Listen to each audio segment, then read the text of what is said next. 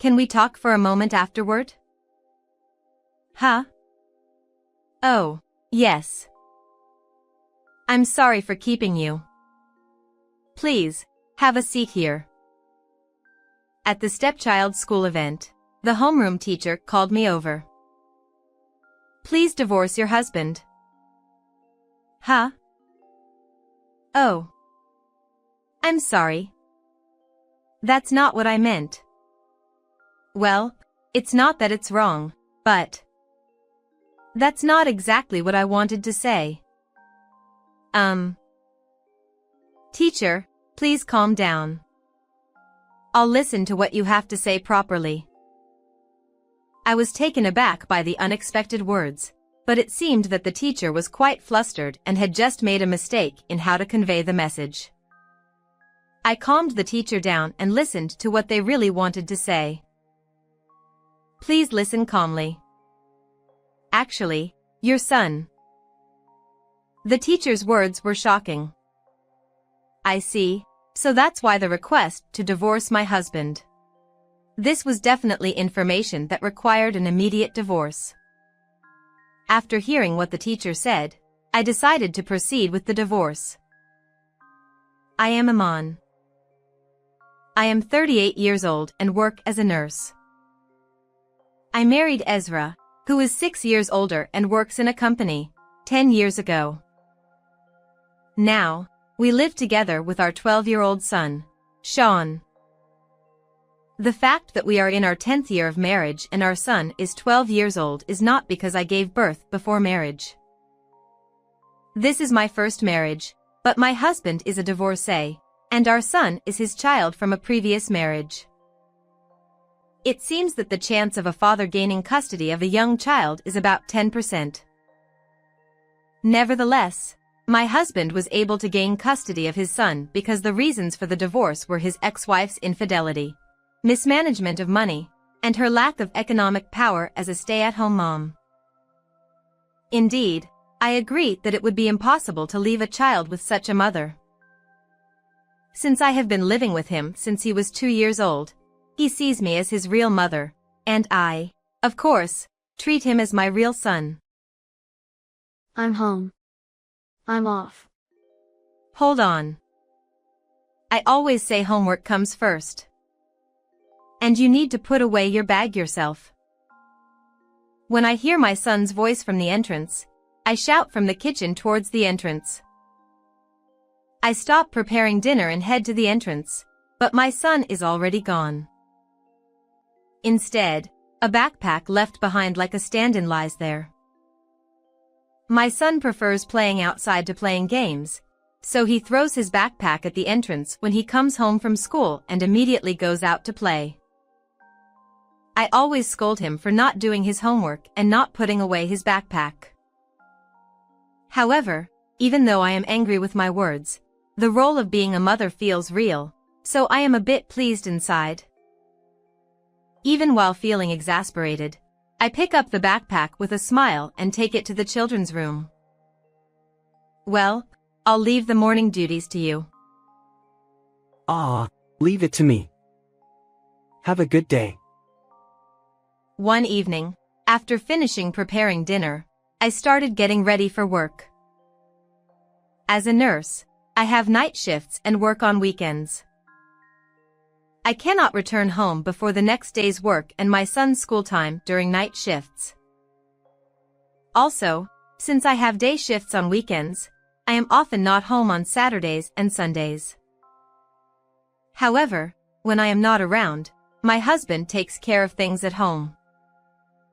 Life is smooth because my husband is cooperative with housework and childcare, and we have been living happily without particular troubles.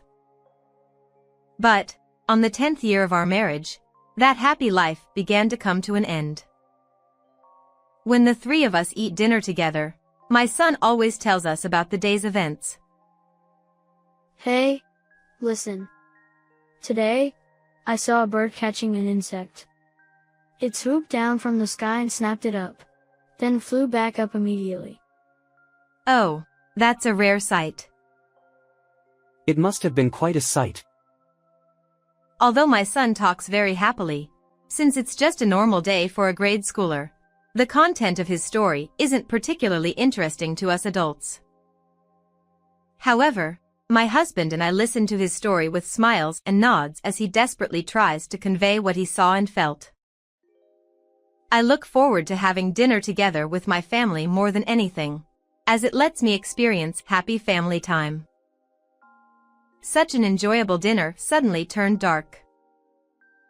Didn't you play with your friends today? Did anything fun happen? Not really. Oh, it's unusual since it's Sunday and you usually have more time to play. So, where did you play today? The usual park. During dinner, my son, who usually chatters away, suddenly became aloof and spoke only the bare minimum. The dinner time without my son's voice felt lonely, and the clattering of dishes echoed emptily. Moreover, my son became aloof not only during dinner but throughout the house. Thank you for the meal. Sean, how about playing a game with Dad afterwards? No. Until now, my son would watch TV, play games, or lounge on the sofa after dinner. But now, he immediately retreats to his room as soon as he finishes eating. My husband and I were worried about the clearly changed behavior of our son. I wonder if something happened at school with Sean? I don't know. He doesn't seem to dislike going to school, and he always goes out to play immediately after coming home from school. Then it doesn't seem to be about school or friends. Maybe it's something to do with studying. I can't say for sure at this point. No matter how much my husband and I discussed, we couldn't find an answer. But asking our son didn't resolve the issue either. You've been quiet at home lately. Did something happen? Not really. I see, then that's fine. My son didn't tell me anything. By the time he is in the 6th grade, it is natural for him to have things he doesn't want to share with his parents. However, he had always talked about everything with excitement before. Therefore, being dismissed with just a "not really" from my son felt like a pain, like a nail hammered into my chest. I wanted to press him for a reason, but I thought that being too persistent might have the opposite effect. So, I decided to watch over him for a while. 10 days after my son's behavior changed. Hey, listen. Today, the teacher forgot her textbook in the staff room during class. I wonder how she planned to conduct the class. The homeroom teacher is quite young, right? It must be tough for her. You shouldn't laugh at someone's mistakes. My son, holding a bowl and chopsticks, continued talking without putting food in his mouth. His mood gradually improved after about a week. It seemed that the change in his behavior was temporary, and relieved, I listened to his stories with a more cheerful expression. Although I didn't know the reason, I felt relieved thinking that the problem was resolved. However, it seemed the improvement in my son's mood was temporary. Since it's Sunday, you must have played a lot today. Did anything fun happen? Not really. So, what did you do today? Played soccer. After a few days, my son became aloof again. The words from my son, which felt like being pushed away, caused my chest to hurt again like being hammered with a nail. Just like before, I lightly asked for a reason. You've become quiet again. Did something happen? Nothing. My son slammed the door at the entrance with more force than usual and went to school. My husband, who happened to be leaving for work, seemed to have watched our interaction from behind. It'll probably go back to normal after a while. Do you think so? This time he responded more strongly than before. Is it going to be okay? The 12-year-olds now are different from when we were 12. Sean is much more mature than we think. So, treating him too much like a child might backfire. Let's keep watching over him like before. My husband put on his shoes and went to work without hurrying. Although my husband said it's okay to just watch over our son, I felt that something needed to be done. I didn't have a particular reason. If I had to mention one, it would be a mother's intuition. However, while I thought that something needed to be done, I also agreed with my husband's point that treating our son too much like a child wasn't good. I was troubled about what to do and felt my body lighten a bit when I decided on the next step as I tilted my head and returned to the living room. When I returned to the living room, a notice about a class observation left on the table since last night caught my eye. That's right. I should talk to the homeroom teacher during the class observation. Since I only knew about my son at home, if I could find out about him outside of home, it might give me some hints for solving the problem. Feeling a bit lighter now that I decided what to do next from a state of not knowing what to do, I felt a bit relieved. On the day of the class observation, my husband couldn't take a day off from work, so I went to the class observation alone. When I arrived at the school, I headed to my son's classroom with familiar steps, as I had attended every class observation before. Children's reactions during class observations vary. Some children turn around in their seats, smile, and wave at their parents, while others continue to face forward shyly. My son glanced at me from time to time. All right, we'll start the class now, although the back of the classroom is also interesting. As soon as the homeroom teacher entered the classroom, the children who had been turning around all faced forward. This was the first time I saw the homeroom teacher's face, as there are no home visits from the school, and this is the first class observation for my son in the 6th grade. The homeroom teacher, standing in front of the blackboard with something like an attendance book on the desk, looked dignified but, as my son had said, was quite young. She appeared to be in her mid to late 20s. It seems that the popularity of young teachers remains unchanged, as even now, my son's homeroom teacher is beloved by the children and is addressed not by her surname but as Miss Natasha. Today, while part of my purpose was to observe my son's class, I also aimed to speak with Miss Natasha. After the class observation, I attended the parent-teacher conference. Since the homeroom teacher would also be present, I planned to approach her personally after it concluded. Well then, I'd like to bring this parent-teacher conference to a close. When the conference ended, I wanted to speak with the homeroom teacher before she left or other parents approached her. I was slightly conscious of the surroundings and, pretending not to be in a hurry, approached her quickly. However, before I could speak to her, the homeroom teacher called out to me. "Do you have a moment after this?" "Eh? Oh, yes." I stopped my approach, waiting for the other parents to leave the classroom where the conference was held. Once the other parents had left, the classroom became so quiet that I could clearly hear noises from outside the window and the hallway. "I'm sorry for making you stay. Please, have a seat." I sat in a chair, and the homeroom teacher took a seat across from me. While she appeared dignified during the class and the conference, up close, she still seemed quite young. As I looked at her, she wore a worried expression, like a student anxious about their exam results. She also seemed a bit fidgety, as if she were holding in the need to use the restroom. It was clear that the homeroom teacher was trying to say something difficult about my son. To brace myself for whatever words might come, I tensed up, preparing for the worst. "Please divorce your husband." "Eh?"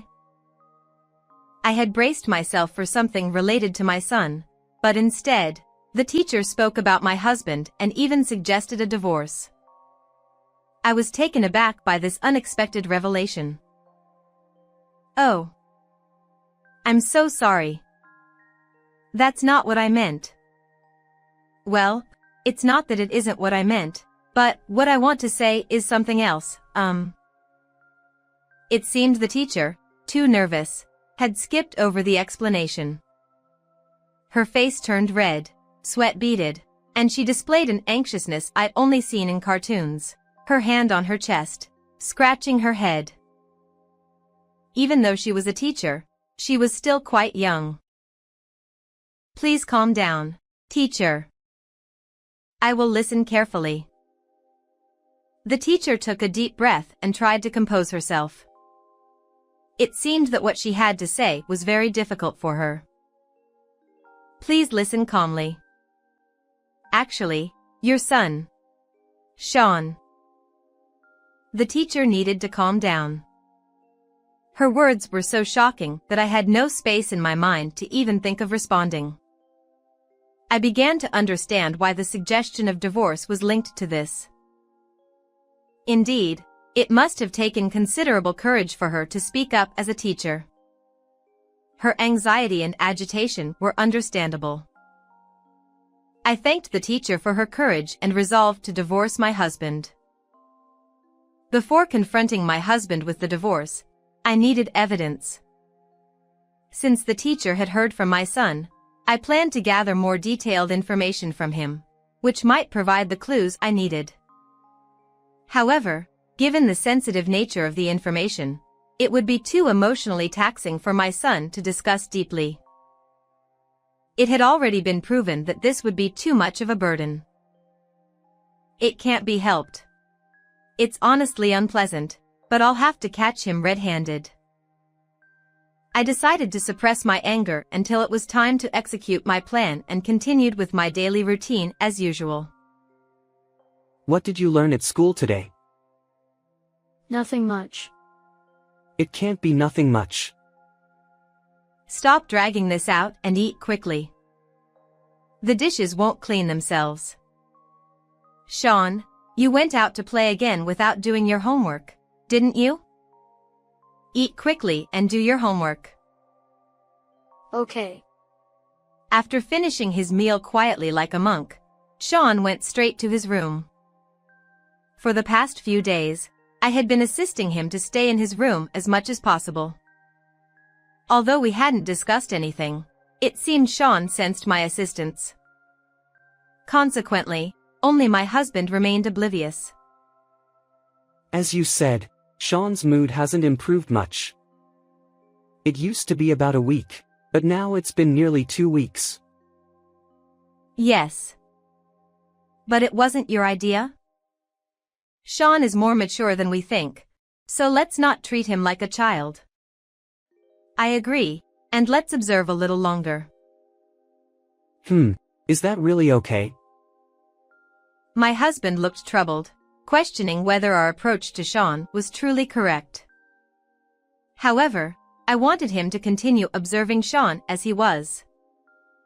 In fact, I preferred him not to change his approach. As I washed the dishes, I silently wished for nothing to change, sending my unnoticeable intentions towards my husband. Whether my intentions reached him or not, the days passed without any change in my husband's behavior. Well then, I'm heading to work. Isn't today a day off after the night shift? There was someone at work who wanted to see the children's club match, so I swapped shifts. Since it's a daytime shift, I should be back around 7 p.m. as usual. Oh, and since it's Sunday, please take care of Sean's lunch. He'll probably eat and then go play, so feed him early. Got it. Eager to leave the house, I quickly put on my shoes and left. Although I told my husband I was going to work, it was a lie. I stopped after turning the first corner, hid, and kept watch on the house. I had packed bread and water in my bag to endure a long wait. Observing the house, I felt like a detective on a stakeout. About 4 hours into the stakeout, Sean came out of the house and ran energetically in the opposite direction from where I was. Now the real stakeout began. Although I didn't need to watch until Sean left, I had to keep an eye out for any irregularities like Sean leaving early or my husband going out. So I stayed vigilant. Having spent 4 hours already, I thought it might be tough, but my obsession made the wait bearable. 1 hour after Sean left, the situation finally began to shift. A young, attractive woman appeared from the direction Sean had gone. She looked younger than me, perhaps just over 30. When she arrived in front of our house, she entered without ringing the doorbell. How lucky to hit the jackpot on the first day. I had been waiting for this woman to come to our house. I had an idea of when she would arrive, but it wasn't guaranteed. Thus, I had prepared to stake out for as many days as needed until she arrived. Fortunately, it seemed I had drawn the lucky card on the first day. Confirming the woman had entered, I approached the house quickly, even though I didn't need to crouch down. The bedroom window visible from the right upper corner of the front door was the couple's bedroom.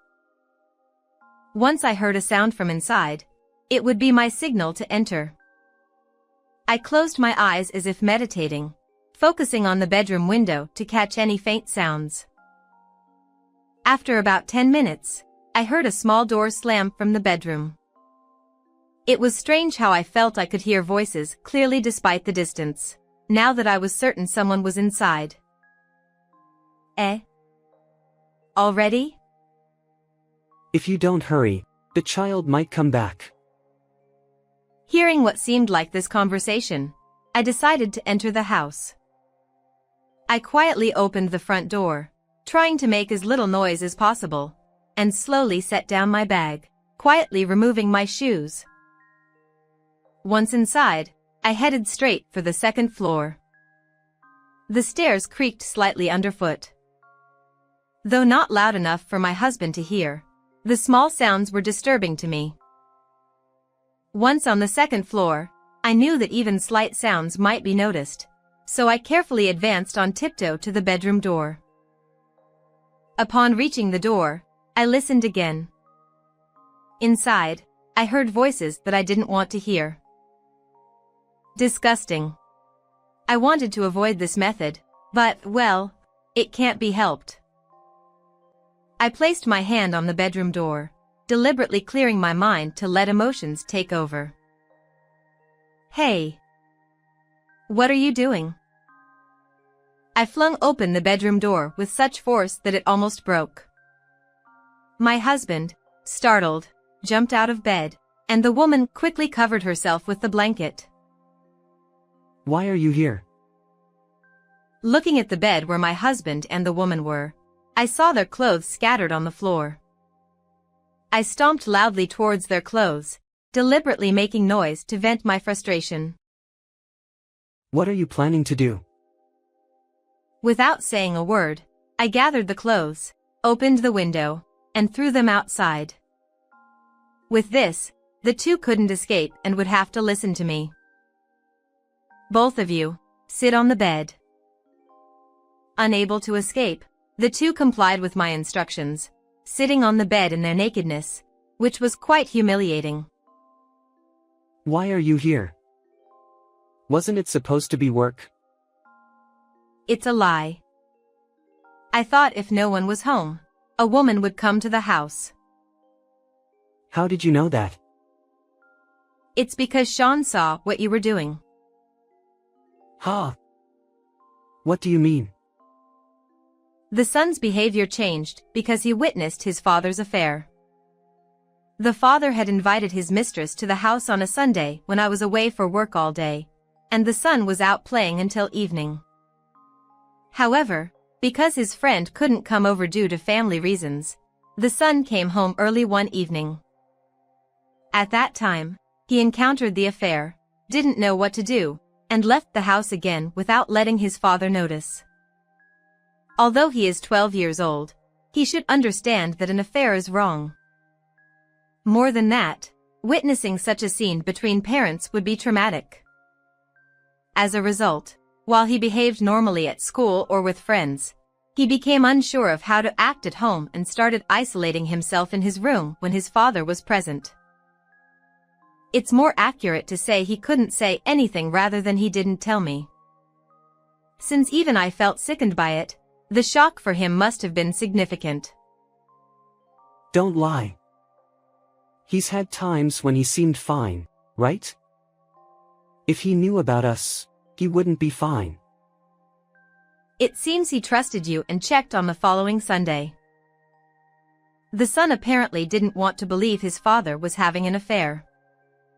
Therefore, the following Sunday, he pretended to go out to play and came home early. Since the affair didn't occur that day, he decided it was just a misunderstanding or a one-time thing and tried to forget about it. However, to be sure, he checked the following Sunday as well, and the affair did take place. The son, having witnessed his father's affair again, changed his attitude at home once more. How do you know so much? Sean didn't say anything, did he? Yes, he didn't say anything to me. I couldn't ask Sean for details about such things. Then how do you know so much? It's strange. Sean couldn't tell me, but he talked to his homeroom teacher. Ha! The son, having witnessed his father's affair twice and not knowing what to do, consulted his homeroom teacher. The teacher was young and popular, well liked by the children.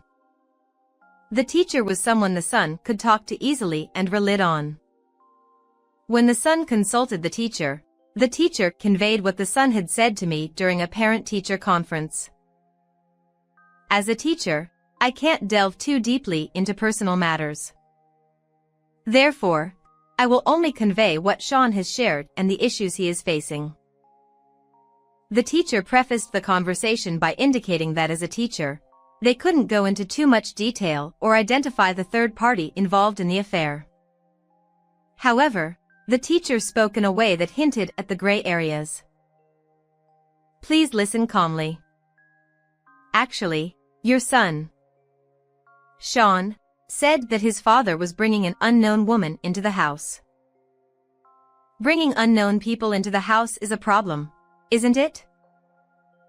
Yes, it seems he often calls women over on Sundays, and Sean was scared of the presence of unfamiliar adults and didn't let them into the house. That must have been frightening for him. The teacher avoided direct expressions like your husband is having an affair or please divorce for Sean's sake and instead indirectly conveyed that the affair was happening and that Sean had witnessed it.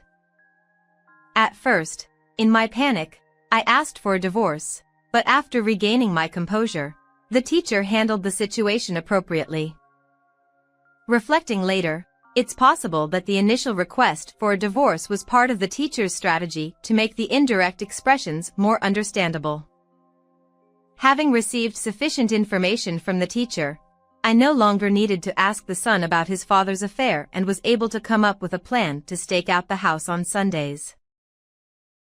Since the affair was witnessed, we don't need any more evidence, right? Will you sign the divorce papers right now? Ha! Divorce? Of course. There's no way I can continue with someone who brings women into the house. You be quiet. Ignoring the mistress, dealing with the husband was the priority. I thrust the prepared divorce papers at him and had him fill out the necessary parts while still in his underwear. I asked him something that had been on my mind. You were divorced from your previous wife because she had an affair, right? You should know how horrible an affair is. So why did you have an affair? Well, there were times when you and Sean weren't home, and I met someone I felt good about. So, even though he had suffered from being cheated on, he couldn't resist his desires. I don't think all men are unfaithful, But is this how men are? At the very least, it seems the husband was a terrible man. Glancing at the mistress, she was glaring at the husband with a frightening expression, like a fierce deity. It was clear she had things she wanted to say, but she was holding back, fearing that speaking up would make me yell at her again. Her hands, placed on her knees in a sitting posture, were clenched into fists and trembling. Have you written it? Then I'll hold on to this. We can discuss the details another time. Details? You can't just submit this piece of paper and say, okay, divorce. There are discussions needed for things like alimony, property division, and custody, right? I had my husband fill out the divorce papers, but I couldn't submit them immediately. Even so, having him fill out the papers was to keep evidence that he also intended to divorce, just in case. That's right. Discussions are necessary. Ha! Custody? What's that about? There's no way I can leave Sean with you. Sean is my child too, you know. He's also my child right now. I plan to leave things to the lawyer from here on, so please be prepared for that. I'm leaving the house now and won't be back until evening. So can you and Sean move out before I return? Why should we move out? We should discuss that too, shouldn't we? What about Sean? I can't keep him with you. Or should I tell him to stay outside somewhere? Well, I see. All right. I'll move out. I decided to leave the two of them behind for now. As I was putting on my shoes at the entrance, I heard shouting from the second floor. What's going on? Why do I have to go through this? I don't know what she discussed with my husband, but I think she's equally at fault for the affair. I'll make sure to claim alimony from both my husband and his mistress, so be prepared. With a smirk on my face, I put on my shoes slowly and left the house. Having caught my husband in the act of the affair, I was able to finalize the divorce on terms that were almost exactly what I wanted. I made sure that both my husband and his mistress paid alimony, and I was awarded custody. Although I thought custody might be difficult, the reason for the divorce being the affair and the respect for my son's wishes allowed me to gain custody of him. The lawyer prepared the necessary documents for the divorce, and I could have asked the lawyer to submit them, but I wanted to submit them myself as a form of closure. After receiving the documents from the lawyer, I submitted them immediately. I felt a sense of satisfaction as if I had delivered the final blow to my husband, which made me feel a little better. After the divorce, it seems my husband broke up with his mistress. There's no way I could stay with someone who caused such stains in my life, like the naked sitting in alimony from the affair. The angry outburst from the mistress on the day I confronted my husband was probably filled with all the answers that followed. My ex-husband ended up alone, having lost both me and his beloved son. This experience must have made him realize that having an affair is bad, whether one is the perpetrator or the victim. My son and I moved out and are now living in an apartment. My work schedule is irregular, which caused some anxiety about living with my son, but he is about to start middle school and understands that we need to live together from now on. As a result, he has started helping with simple cooking, cleaning, and laundry. He is much more mature than I thought, and now seems like a little husband. There was a period when I worried about his mental state due to the shock of witnessing his father's affair. However, after the divorce and separation from his father, he quickly returned to his usual bright self. He also seemed to understand that I was trying to keep his father and him apart as much as possible in the house. Knowing that I was on his side helped him maintain his mental well-being. The homeroom teacher suggested that he talk to the school counselor, but he said he didn't need it. I also think he doesn't need it now, judging by how he is. I'll continue to support him as a mother to ensure his smile never fades. How did you like this story? Please don't forget to subscribe to the channel. See you in the next video.